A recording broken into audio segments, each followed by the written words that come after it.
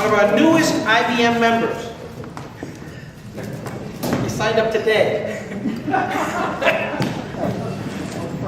Okay, I've taken the cellophane off. I'm going to break the seal for you right here, and I'm going to table the deck. You can take out the junk cards, and whenever you're ready, you'll be able to begin. Okay, thanks very much.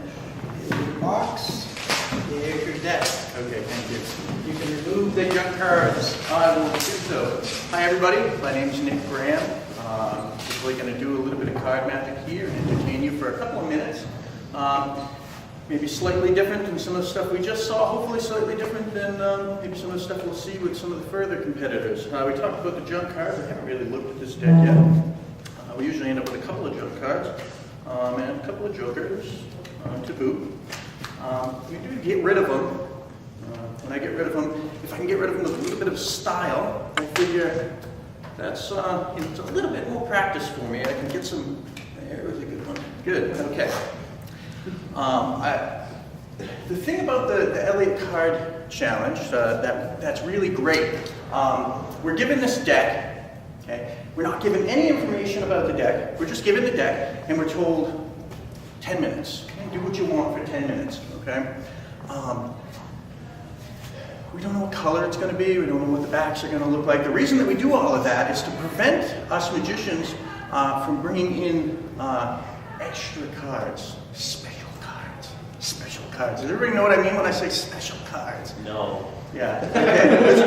The magician's bane is special cards. How do you do that? Special cards. You have to make that face and say it like that when you do it. What I mean by special cards. If I were, for example, to take this two of hearts and say the two of hearts had a two hearts on this side and a two hearts on this side, a face on this side and a face on this side, that might be a special card. Not much of a reaction to that. I guess maybe double-faced cards, a bit more common than I might have thought. There's a bit, you may find some more unique cards that may show up. And you have to pay attention, because if I can sneak one of these into the event and blow everybody away with it, then I have a huge advantage over my opponents. And it's your job and the official's job to make sure I don't do that. So for example, the two of hearts. If it's two of hearts on this side and it likes that, sometimes it looks like the ace of hearts on that side. Okay? That's what we're trying to avoid. That's a big advantage for me. Okay? If I can bring in a card like that, I'll have a huge advantage over my opponent. To make it even more so, that card may be a double-backed ace of hearts. Double-backed ace of hearts. What's that mean? There's a back on this side and a back on that side and a back on this side. There's a back on this side, a back on this side, a back on this side. This side looks like the ace of hearts. If somebody gets a little bit too interested in the ace of hearts, what I can do is I can wave my finger over it. The ace of hearts looks a lot like the two of hearts. Okay? The interesting part is that the two of hearts is the most devious one of the bunch. Okay? Two of hearts looks like two hearts on this side. It's got a regular back on this side, and on this side looks like the two hearts, and that's a regular back on this side. If we hold it here and we give it a little bit of a pop, it looks a lot like the ace of spades. So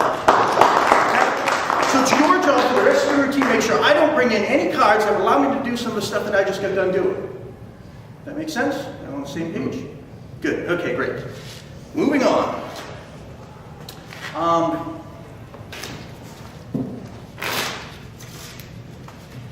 Gonna mix the cards up a little bit here.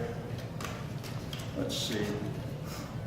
Let's pull a couple of face cards.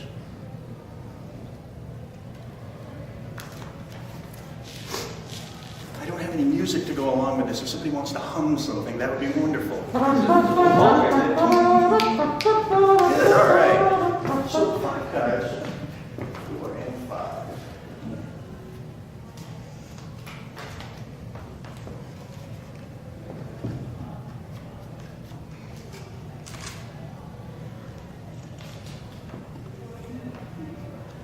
I don't hear my music.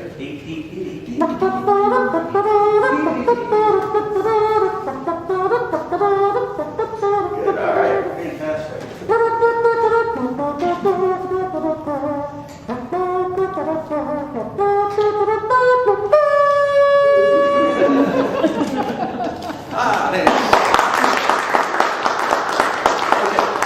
So if there's one thing that a card magic routine needs, if you're going to do card magic, somebody has to pick a card, right? Pick a card, any card. Somebody has to do that. If you're gonna put it in there, I like some flashy stuff. I want to do some fancy stuff, but you're still gonna have somebody to pick a card. So, can I get you to pick a card? Pick a card out of there. Show that to everybody. Doesn't really matter. All right. Okay, what do we have? It's 3 of clubs. 3 of clubs goes on top of the deck. I'm going to cut the deck, cut it into the middle of the deck, maybe give it a little bit of a riffle shuffle here.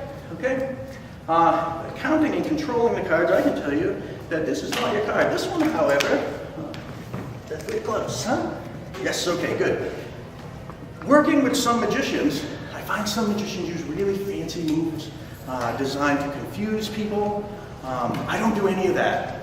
That's not my style. You're not going to see me up here flipping the cards around all fancy. It's just not what I do, okay? I'm okay with just a very basic, cut the deck, here, good, maybe a little, I like a little bit of flash here. What I'm going to do is I'm going to find your card. The way I'm going to find your card is I'm going to riffle through the deck like so. I'm going to find your card, I'm going to pull it out and show it to everybody. And it's not a whole lot of pizzazz to that, so I'm going to do it really fast. Okay?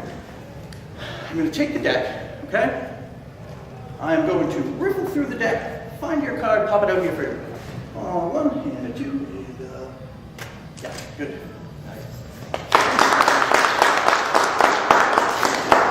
Thank you very much.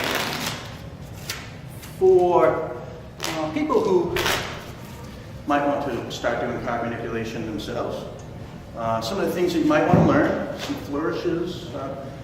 You want to know how to fan the deck? Okay, fanning the deck is a good thing. You need to be able to cut the deck. You can do that. You just use a basic cut.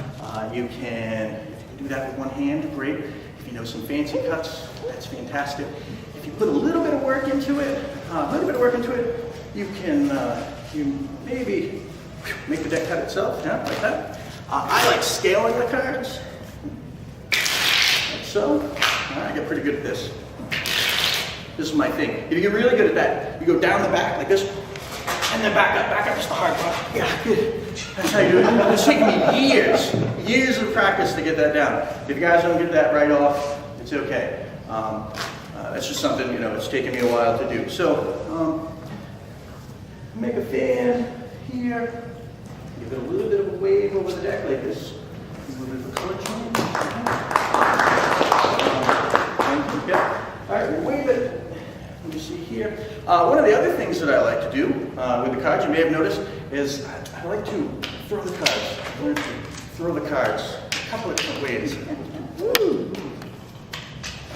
Ow! Yes, I aimed that one at Labby on purpose.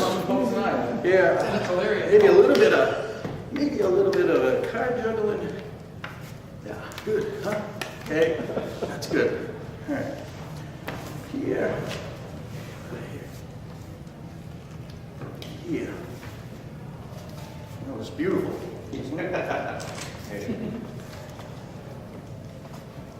Now, we pick the card out of the air. Here. This. Okay, pick the card out of the air, please. Okay. Pick the card out of the air like this. Okay. Pick the card.